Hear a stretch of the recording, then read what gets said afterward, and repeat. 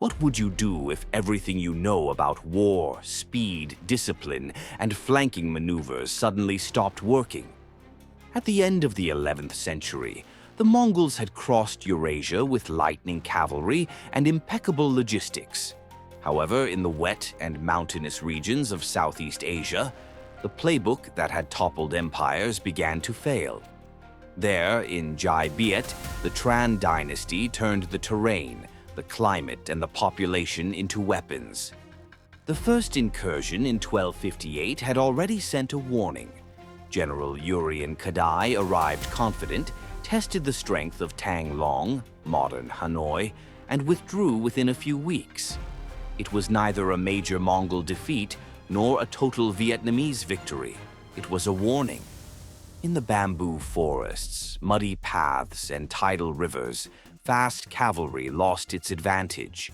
The Tran court, led by Tran Taong and his son Tran Zhuang, future Tran Nan Tong, understood the lesson and devised a two-pronged strategy: flexible diplomacy with Kublai Khan and patient military preparation. When Kublai, already Yuan emperor after subduing the southern Song, demanded tribute, the Vietnamese responded with formal gestures, gifts, and honorary titles, but never surrendered real sovereignty. They refused to travel to the court at Dadu and blocked every attempt to impose a puppet king. For example, in 1281, they intercepted and eliminated a mission aiming to install a Mongol-compliant monarch. The message was clear: courtesy, yes, but no vassalage. Meanwhile, the great strategist Tran Quang Tuan, remembered as Tran Jungo, refined the doctrine known as Dung Nan Jail Lao, wait rested for the exhausted enemy. The idea was simple and lethal: avoid frontal battles, cut off supplies, and wear down invaders using distance, climate, and ambushes. His regular army was combined with peasant militias who knew every tidal canal and narrow passage between mountains and rice fields. The Red River Delta became a decisive ally. Its tides changed abruptly, its narrow arms forced columns to divide, and its mud banks immobilized keels. What had been a highway for horses elsewhere became a maze for boats here. The Tran turned these into river fleets, bamboo palisades, and projectile machines along the banks, perfect for striking and vanishing.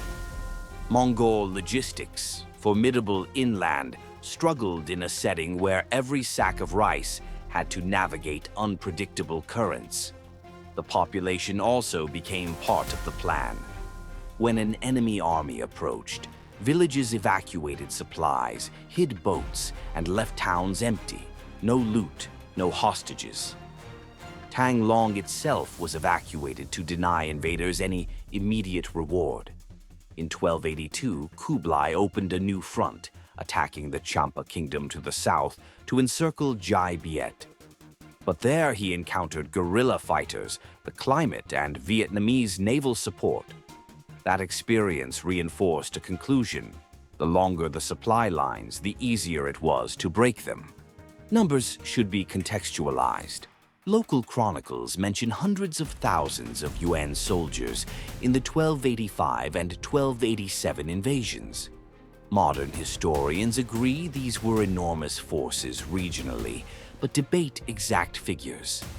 Similarly, accounts of poisoned arrows are possible, an Asian practice, but direct evidence is weak and based on later reports. What is certain is the strategy of attrition. By late 1284, Kublai assembled veterans from multiple campaigns, fortified bases in Yunnan and Huangqi, and entrusted leadership to his son Togan. Jai Biet, for its part, completed large levies, training, fortifications, and internal depots to sustain tactical withdrawals without chaos. Thus, the pieces were set: a rapid conquest expert empire versus a kingdom that made intelligent resistance its best weapon. The clash was inevitable, but the real question was whether the Mongol tactics could survive in a land that aimed to win by patience, not brute force. By the end of 1284, the board was ready. Emperor Kublai assigned his son Togun the mission to subdue Jai Biet. He gathered veterans and contingents from Yunnan and Huangqi, forming one of the largest expeditions ever sent to Southeast Asia. The plan? Attack from 3 fronts, north, coast, and south, to envelop the Vietnamese. But the Tran court was vigilant. King Tran Nain Tong and the great strategist Tran Hung Jiao had prepared the entire country for resistance. In villages and ports, grain was stored, boats built, and evacuation routes planned. Bamboo walls, palisades, and riverine flotillas were linked as a single defensive network. The repeated order across the kingdom was clear: avoid open battles and wear down the enemy. At the beginning of 1285, the Mongol columns advanced with the precision that had made them feared. Togun split his army into multiple routes to disperse defenses.